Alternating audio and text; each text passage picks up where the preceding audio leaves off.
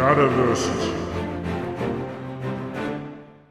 Cala a boca, seu bastardo. Saudações, eu sou Shadiversity. Bem-vindo ao Pop Culture Weapons Analyzed. Hoje analisaremos o Guts.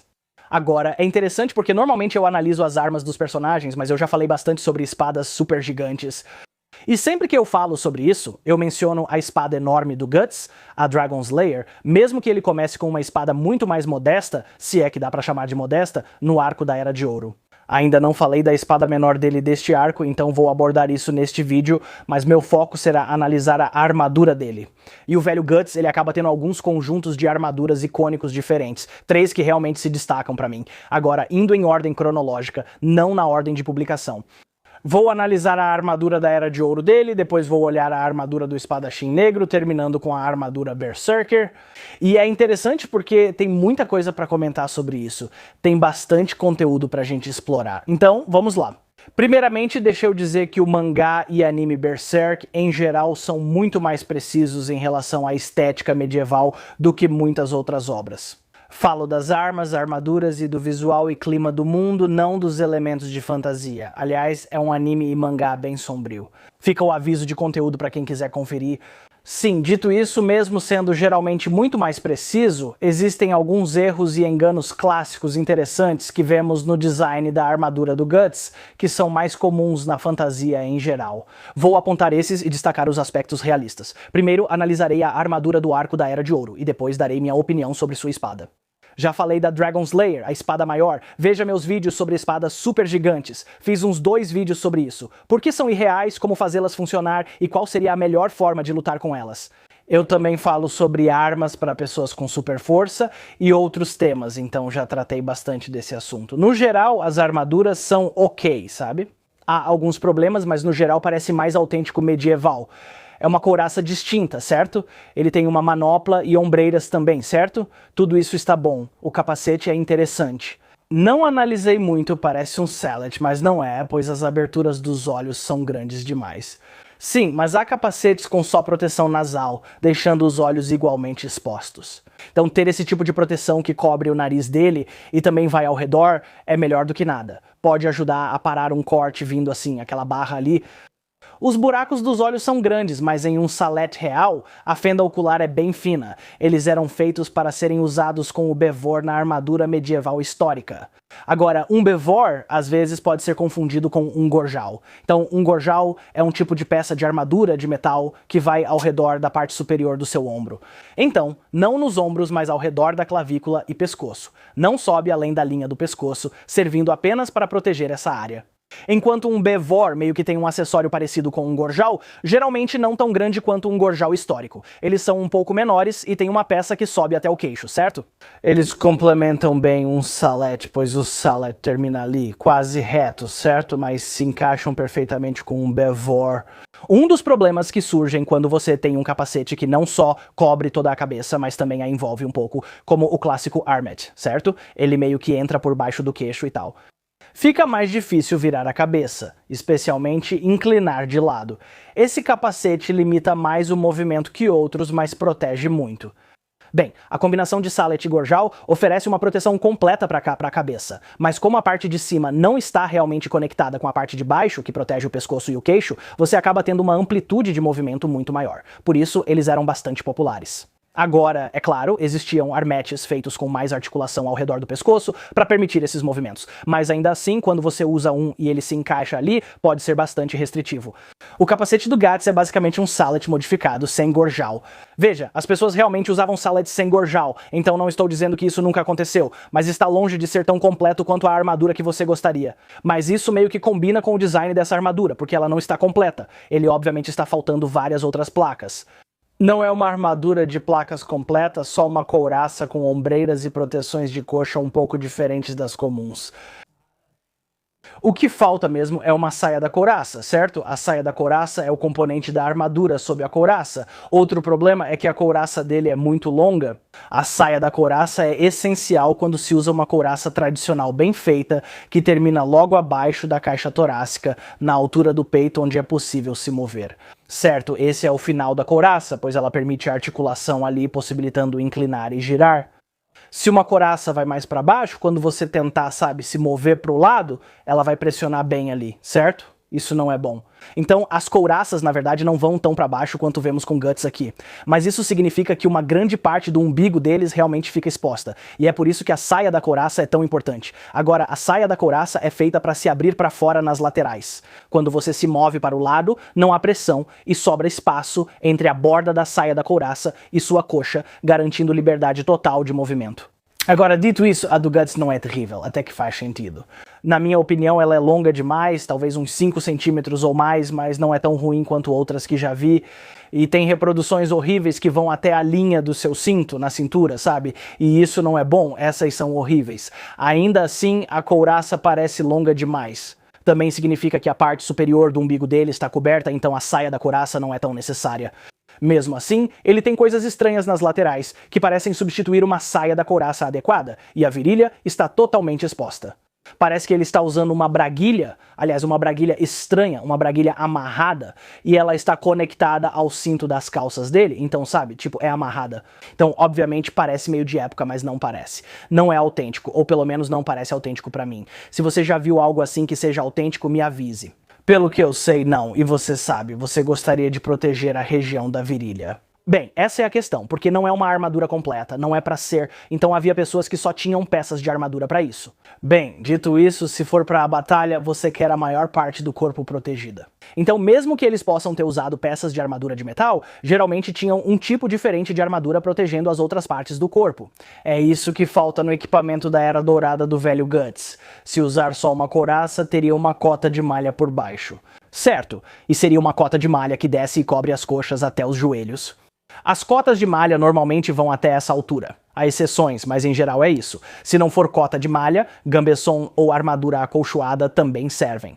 Uma delas oferece excelente proteção. Em combate, as áreas mais atingidas são cabeça, ombros, braços, peito, coxas e pernas inferiores. Não tanto, veja, elas podem ser atingidas, mas é mais fácil defendê-las apenas movendo-as do caminho. Sabe, inclina pra frente, apresenta sua arma, e as pernas são muito mais fáceis de proteger, então quando você faz isso, essas áreas estão cobertas.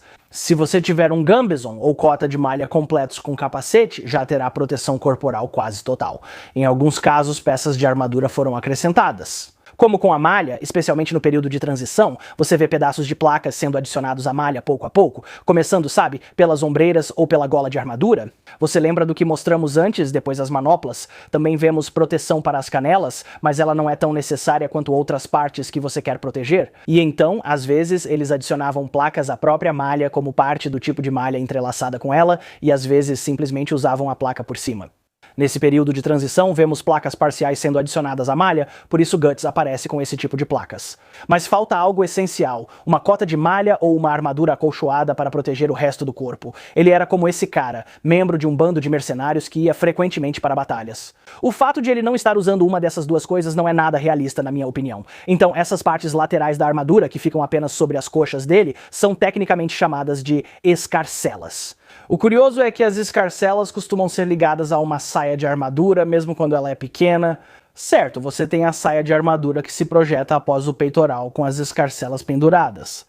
Com isso, não há a saia de armadura que é o estranho, e você só tem as escarcelas penduradas na lateral para dar um certo visual. Pelo menos tem algo realista, sabe? Obviamente um pouco grossas demais, tenho que admitir. Apesar da virilha dele parecer exposta, muitas armaduras têm esse aspecto. Normalmente há uma cota de malha por baixo protegendo a área. Então não é tão irrealista, mas é bem... não está tão protegido quanto você gostaria, e as escarcelas não estão ligadas à saia de armadura. Estranho, mas são partes históricas. Então, a parte interessante disso é que, mesmo que a armadura tenha alguns elementos bem precisos, existem alguns clichês de fantasia. Isso entra naquela questão das escarcelas presas nas coxas. Já vi isso em várias artes de fantasia, e fico pensando, porque, né, precisa de proteção nas coxas, e também peitorais bem mais longos que o ideal. Já as ombreiras e manoplas estão adequadas e cumprem sua função. Existem muitos designs diferentes, claro, então é isso, tem partes boas e partes ruins na armadura da Era de Ouro. A espada dele agora é enorme, mas ainda assim mais conservadora que a matadora de dragões. E se ela fosse realmente mais fina do que é desenhada e mostrada, ainda poderia ser utilizável. Ela mal se encaixa nos limites das espadas históricas de duas mãos, mas a lâmina é muito grossa. Se a lâmina fosse mais fina, você encontraria espadas desse tamanho. O estranho, tipo o cabo, poxa, é feio. Mas acho que é intencional. Claro, foi feito pra ser assim, é de um mercenário, sabe? Está ali só pra cumprir a função. Mas é tão grosso, ok, é esse grande pedaço de aço e isso só adiciona peso desnecessário. Essa é uma das características que quase definem a maioria das espadas de fantasia. Não todas as espadas de fantasia, mas a maioria, podem ser chamadas de objetos com peso extra, pois acrescentam elementos a mais, e alguns, como a guarda, são funcionais e importantes. Mas ter um pedaço de aço tão grande assim, você não precisa disso, e ela tem especificamente 2 pedaços de aço. Você pode eliminar um completamente. E aí afinar e, tipo, recortar e deixar a lâmina fina, isso talvez, e com alguém tão forte quanto Guts, ok, talvez esteja dentro do que seria funcional. Então, tipo, o pomo deveria ser oco, aquilo é um grande pedaço de metal, de novo, peso desnecessário em todo lugar, mas a lâmina ainda é tão grossa e larga. Você até encontra algumas espadas grandes que tinham, sabe, lâminas relativamente mais largas em comparação com outras espadas grandes, mas eu nunca vi uma que fosse daquele jeito. Mas, de novo, Guts é forte, ok? Sobre como ele gostaria de lutar? Depende. Se pesar até 10 quilos e ele for forte, ainda consegue usar. Acima disso, terá dificuldades. Já vi reproduções dessa espada, que é extremamente pesada. Simplesmente não, ela é disfuncional porque a lâmina, eles fazem a lâmina tão grossa, mas esse é o outro ponto, a resistência estrutural, porque a lâmina é tão longa e tão larga, fica muito pesada. A lâmina precisa de certa espessura para não entortar no uso normal. Esses são meus pensamentos sobre a espada. Agora, vamos falar da armadura do espadachim negro. Essa armadura é bem legal, tá? E é um avanço. É engraçado. A couraça parece quase exatamente igual à anterior, tipo, comparando as duas. Outra coisa importante sobre essa couraça, e a outra, é que a frente é bem plana, o que não é tão eficaz quanto uma arredondada para desviar golpes. Ainda é feita de aço e eu esperaria que fosse de boa qualidade. Nem todas as armaduras usavam o melhor aço. E isso afetaria o quão bem ela funcionaria e quão fácil seria de ser amassada. Então, um golpe forte no peito teria um efeito muito maior nele do que se fosse arredondada. Você sempre vai querer que ela fique um pouco afastada do peito, mas ainda é aço, certo? E se alguém usar essa armadura, eles não vão pensar. Bem, como é plana na frente, eu posso acertar direto no peito. Mas eles sempre miram nas aberturas da armadura, certo? Só se a pessoa estiver caída no chão fica vulnerável. Você tinha algo como uma haste, uma alabarda ou uma acha de armas, onde você podia simplesmente golpear com toda a força. No peito, você nunca vai mirar diretamente no peito. Porque a armadura de aço, mesmo plana, não acho que seja totalmente irrealista ou inútil. Ainda protege, agora, sobre as outras partes da armadura. Adoro os segmentos articulados que ela tem. Parecem bem autênticos, especialmente na parte de cima das coxas, onde reparo mais. Veja quantas camadas há aqui agora. Eu esperaria e aqui estaria tudo certo. Se essas camadas forem só tiras de metal que se dobram juntas quando ele dobra a perna, tudo bem. Mas se essas forem realmente placas mais grossas e longas que ficam embaixo da placa principal da coxa, é como dobrar a espessura por 5 placas empilhadas assim. Não, mas não acho que seja o caso. Acho que é só segmentação comum na armadura para ajudar na movimentação da articulação. Uma das grandes falhas dessa armadura é a mesma de outra. Como na anterior dele, não há nenhuma dobra. Ok, ele tem uma abertura entre o fim da couraça e o topo das coxas, deixando a virilha exposta. Também não vemos acolchoamento sob a armadura. Outra coisa interessante é a ombreira. Não digo que ombreiras menores não existiam com couraças, elas existiam. Mas quando a armadura ficou mais sofisticada, elas meio que se estendiam mais para a frente e para trás para cobrir o espaço entre a couraça e a ombreira, com coragem. Aqui há um espaço porque a ombreira não cobre o suficiente como era feito historicamente. Não é uma imprecisão, só não tem um design tão bom quanto uma ombreira maior cobrindo toda essa área. O resto parece ótimo. Agora está com uma espada enorme. O que mencionei sobre a armadura anterior e outros vídeos também vale para esta, então não preciso repetir. Por ser segmentada, representa melhor a armadura de placas do fim da Idade Média. É bem boa, ok, é bem boa. E agora chegamos ao grandalhão, a armadura Berserker, olha só isso, é incrível, ok. Provavelmente essa é uma das melhores representações de armadura de placas completa em um design de fantasia que ainda parece totalmente funcional.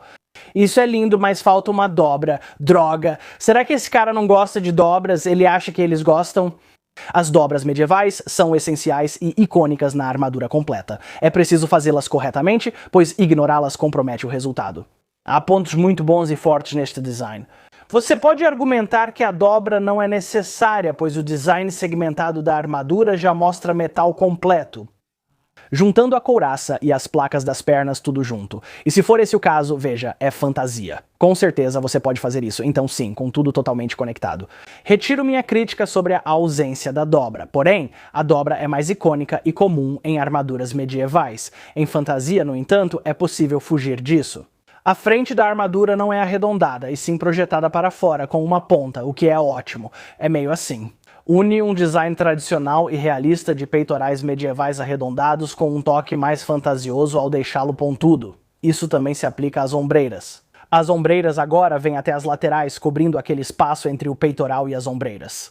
Tipo, está tudo lá e agora até em camadas, como se fossem várias ombreiras uma em cima da outra. Isso é desnecessário. Peso não é problema para Gatsu, ele é muito forte e suportaria, então camadas extras trazem mais proteção. Acho que pelo estilo e por ser armadura de placas, são só peças segmentadas que facilitam a articulação e cobrem mais área. Interessante que aqui eles fizeram praticamente o oposto da barbeira. Isso normalmente seria usado em conjunto com um salete, porque o chanfro ficaria por dentro, o salete se abriria para os lados e o chanfro ficaria por baixo, mais próximo do queixo. Bem, a armadura meio que sobe pelas laterais e envolve o sallet dele. Tipo fantasia, né? Um capacete de design mais fantasioso fica dentro desse tipo de chanfro que agora está do lado de fora. Ofereceria mais proteção, mas ainda há áreas abertas. Quando falo em mais proteção, é em relação à ausência do chanfro, porém ainda existem áreas abertas relativamente grandes. Porque ele não foi feito para, você sabe, complementar um ao outro tão bem quanto um sallet adequado, e o chanfro faz isso, é claro. Minhas opiniões sobre o capacete referem-se apenas àquele modelo usado com a armadura de Berserker dele, já que há outros que cobrem toda a cabeça dele. Parece fantasia, com cabeça de lobo feroz e protege totalmente a cabeça. Beleza. E tipo, a restrição que os capacetes medievais comuns davam por dentro parece ser mais ou menos comparável à restrição que você teria com esse tipo de capacete também. Então, sem críticas quanto a isso, mas parece bem legal. Dito isso, é difícil ver o quão aberta está a parte da boca, e em algumas imagens que encontrei, a parte da boca está aberta o suficiente para ver a boca e o queixo dele, que é uma área aberta na qual você gostaria de mirar. Porque, assim como nos capacetes, quero dizer, até mesmo aquelas pequenas fendas para os olhos eram áreas de alvo. Se você derrubasse alguém com a armadura completa, imobilizasse e sacasse uma adaga, ela iria direto nas fendas dos olhos.